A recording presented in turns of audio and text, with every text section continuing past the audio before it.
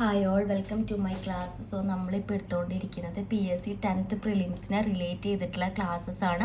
So Indian ജോഗ്രഫിയാണ് നമ്മൾ പറഞ്ഞുകൊണ്ടിരിക്കുന്നത്. അപ്പോൾ ഇന്ത്യൻ ജോഗ്രഫി നമ്മൾ കുറച്ച് ക്ലാസ്സസ് ഒക്കെ എടുത്തിട്ടുണ്ട്. അപ്പോൾ നമ്മൾ ആ ഹിമാലയത്തെ പറ്റിയാണ് ഇപ്പോൾ നമ്മൾ പഠിച്ചുകൊണ്ടിരിക്കുന്നത്.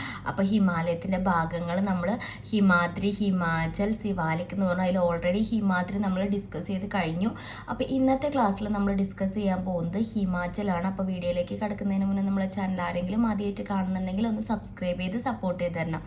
സോ ഹിമാചൽ എന്ന് പറയുന്നത് ഹിമാദ്രിക്കും സിവാലിക്കിനും ഇടയിൽ കാണപ്പെടുന്ന ഹിമാലയത്തിൻ്റെ ഭാഗമാണ് കേട്ടോ. ഹിമാദ്രിക്കും സിവാലിക്കിനും ഇടയിൽ കാണപ്പെടുന്ന ഹിമാലയത്തിൻ്റെ ഭാഗമാണ് ഹിമാചൽ എന്ന് പറയുന്നത്. ഇത് അറിയപ്പെടുന്നത് മിഡിൽ ഹിമാലയ അല്ലെങ്കിൽ ലെസ്സർ ഹിമാലയ എന്ന് പറഞ്ഞിട്ടാണ്. മിഡിൽ ഹിമാലയ അല്ലെങ്കിൽ ലെസ്സർ ഹിമാലയ എന്ന് പറഞ്ഞിട്ടാണ് ഹിമാചൽ അറിയപ്പെടുന്നത്. ഇനി സുഖവാസ കേന്ദ്രങ്ങൾ കാണപ്പെടുന്നത് ഹിമാലയത്തിൻ്റെ ഭാഗം ചോദിച്ചു കഴിഞ്ഞാൽ അതിൻ്റെ ഉത്തരം ഹിമാചലാണ്. അതായത് കുളു, മണാലി നമ്മൾ കേട്ടിട്ടുള്ള ഇതൊക്കെ കിടക്കുന്നത് എവിടെയാണ്? ഹിമാചലിലാണ്. ഇതിന് പ്രധാനമായിട്ട് 3 റേഞ്ചസ് ആണുള്ളത്: പിർപഞ്ചാൽ, ധൗളാധർ, മഹാഭാരത്. ഏതൊക്കെയാണ് 3 റേഞ്ചസ്? പിർപഞ്ചാൽ, ധൗളാധർ, മഹാഭാരത്. നോട്ട് ചെയ്ത് വെക്കുക. 3 പ്രധാന റേഞ്ചസ് ആണുള്ളത്: പിർപഞ്ചാൽ, ധൗളാധർ, മഹാഭാരത്. ഓക്കെ, ക്ലിയർ ആയെന്ന് വിചാരിക്കുന്നു. അപ്പോൾ ഏറ്റവും നീളമേറിയിട്ടുള്ള ഹിമാചലിൻ്റെ റേഞ്ച് എന്ന് പറയുന്നത് പിർപഞ്ചാലാണ്. ഏറ്റവും നീളമേറിയിട്ടുള്ള ഹിമാചലിൻ്റെ റേഞ്ച് എന്ന് പറയുന്നത് ഏതാണ്? പിർപഞ്ചാൽ. 3 റേഞ്ചസ് ആണ് നമ്മൾ ഓൾറെഡി പറഞ്ഞിട്ടുണ്ടായിരുന്നു. ഓക്കെ, അപ്പോൾ അതിനെ പറ്റിയിട്ട് നമുക്ക് കുറച്ച് ക്വസ്റ്റ്യൻസ്. അപ്പം നമുക്ക് ഇത്രയ്ക്ക് ഹിമാചൽ എന്താന്ന് പറഞ്ഞു, നമ്മൾ ഹിമാലയത്തിൻ്റെ വരുന്ന 2ാമത്തെ ഭാഗമാണെന്ന് പറഞ്ഞു, ഇതിൻ്റെ ഇടയിലാണ് സ്ഥിതി ചെയ്യുന്നതെന്ന് പറഞ്ഞു, എന്താണ് അറിയപ്പെടുന്നതെന്ന് പറഞ്ഞു. അപ്പോൾ ഇതിനെ ചുറ്റിപ്പറ്റി ചോദിക്കുന്ന ക്വസ്റ്റ്യൻസ് കുറച്ച് ഡിസ്കസ് ചെയ്യാം. സുഖവാസ കേന്ദ്രങ്ങൾക്ക് പ്രസിദ്ധമായ ഹിമാലയൻ നിരയാണ് ഹിമാചൽ. ഉത്തരം ഹിമാചൽ. പിർപഞ്ചാൽ നിരക്കും ഹിമാദ്രിക്കും ഇടയിൽ സ്ഥിതി ചെയ്യുന്ന താഴ്വര കാശ്മീരാണ് കേട്ടോ. പിർപഞ്ചാൽ നിരക്കും ഹിമാദ്രിക്കും ഇടയിൽ സ്ഥിതി ചെയ്യുന്ന താഴ്വര കാശ്മീരാണ്. കാശ്മീർ. ഉത്തരം കാശ്മീർ. സഞ്ചാരികളുടെ പറുദീസ എന്നറിയപ്പെടുന്നത് കാശ്മീർ താഴ്വരയാണ് കേട്ടോ. സഞ്ചാരികളുടെ പറുദീസ എന്ന് അറിയപ്പെടുന്നത് കാശ്മീർ താഴ്വരയാണ്. ഭൂമിയിലെ സ്വർഗം എന്ന് കാശ്മീരിനെ വിശേഷിപ്പിച്ചത് ആര്? ജഹാംഗീർ.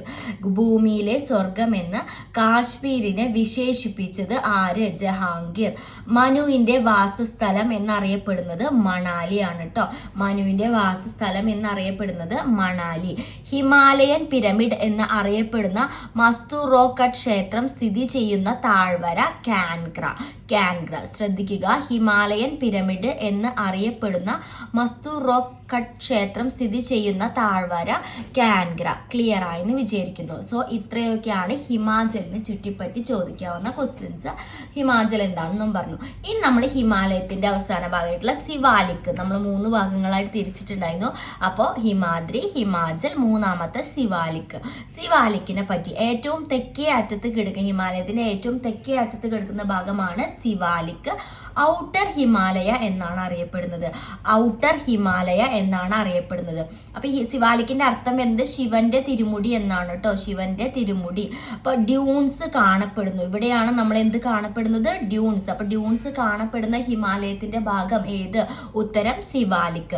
അപ്പൊ ഡ്യൂൺസ് എന്ന് പറഞ്ഞാൽ എന്താ? വി ഷേപ്പ്ഡ് സ്ട്രക്ചറൽ വാലി ഇനെയാണ് നമ്മൾ ഡ്യൂൺസ് എന്ന് പറയുന്നത്. വി ഷേപ്പ്ഡ് സ്ട്രക്ചറൽ വാലി ഇനെയാണ് നമ്മൾ ഡ്യൂൺസ് എന്ന് പറയുന്നത്. ഏറ്റവും വലിയ ഡ്യൂൺ ആണ് ഏത്? ഡെറാഡൂൺ കേട്ടോ. ഉത്തരം ഡൂൺ. ഏറ്റവും വലിയ ഡൂൺ. അപ്പൊ നമുക്ക് പഠിക്കാൻ തന്നെ എളുപ്പമാണ്. ഡെറാഡൂൺ അല്ലേ. കൃഷിക്ക് അനുയോജ്യമായിട്ടുള്ള ഹിമാലയത്തിന്റെ ഒരു ഏരിയ എന്ന് പറയുന്നത് സിവാലിക് ആണ്.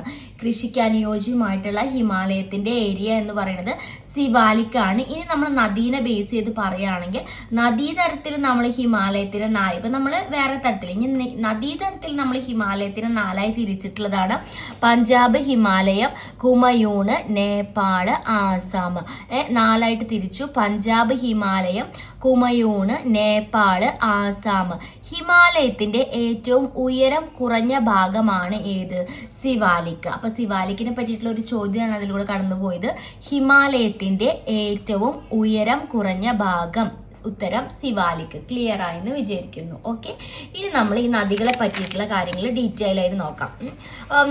നദികളുടെ ബേസിസിൽ 4ആയി തരംതിരിച്ചു പറഞ്ഞു. പഞ്ചാബ് ഹിമാലയം. അപ്പൊ പഞ്ചാബ് ഹിമാലയം അറിയപ്പെടുന്നതാണ് കാശ്മീർ ഹിമാലയം അല്ലെങ്കിൽ ഹിമാചൽ ഹിമാലയം, കാശ്മീർ ഹിമാലയം അല്ലെങ്കിൽ ഹിമാചൽ ഹിമാലയം എന്നാണ് പഞ്ചാബി ഹിമാലയം അറിയപ്പെടുന്നത് അല്ലെങ്കിൽ അതിനെ വിളിക്കുന്നത്.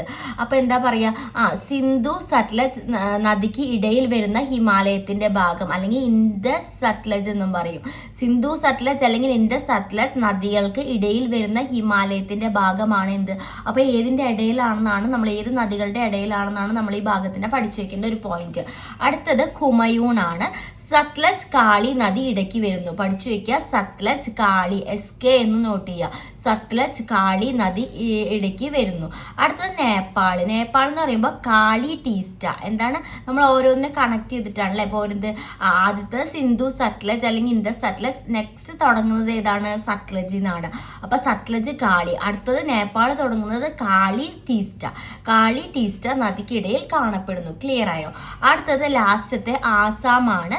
ആസാം സ്റ്റാർട്ട് ചെയ്യുന്നത് ടീസ്റ്റ ദിഹാങ് അല്ലെങ്കിൽ ബ്രഹ്മപുത്ര. ദിഹാങ് അറിയപ്പെടുന്നതാണ് ബ്രഹ്മപുത്ര കേട്ടോ. ഇതിന്റെ ഇടയിൽ കാണുന്നതാണ് എന്ത്, ആസാം. അപ്പൊ നമുക്ക് ഈ 4 ഏത് നദികളുടെ ഇടയിൽ വരുന്നു എന്നുള്ള പോയിന്റ് ആണ് തെറ്റിക്കാതെ നോട്ട് ചെയ്ത് വെക്കേണ്ടത്. ഓക്കെ, ക്ലിയർ ആയെന്ന് വിചാരിക്കുന്നു. ഇനി ഇതിനെ പറ്റിയിട്ടുള്ള കുറച്ച് ക്വസ്റ്റ്യൻസ് നമുക്കറിയാം. സിവാലിക് എന്ന് പറയുന്നത് സഞ്ചാരികളുടെ സ്ഥലമാണെന്ന് പറഞ്ഞു അല്ലെ. അപ്പൊ ദൈവങ്ങളുടെ താഴ്വര എന്ന് അറിയപ്പെടുന്നത് ഏതാണ്, കുളു സ്ഥിതി ചെയ്യുന്നത് സിവാലിക്കിലാന്ന് പറഞ്ഞിട്ടുണ്ടായിരുന്നു. ദൈവങ്ങളുടെ താഴ്വര എന്ന് അറിയപ്പെടുന്നത് എന്താണ്, കുളു. ഇനി മണികരൺ ഗെയ്സർ സ്ഥിതി ചെയ്യുന്നത്